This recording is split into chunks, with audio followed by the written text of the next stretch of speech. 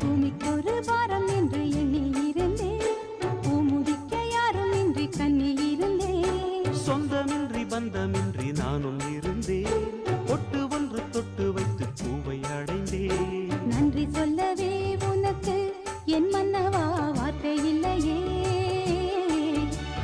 தெய்வம் என்பதே எனக்கு நீ அல்லவா வேறு இல்லையே. நாற்புறமும் அலைகள் அடிக்க நீ ஒரு தீவென தனித்திருக்க. பூமிக்கு ஒரு பாரம் என்று எண்ணி இருந்தேன், பூமுடிக்க யாரும் இன்றி கண்ணி இருந்தேன். சொந்தமின்றி பந்தம்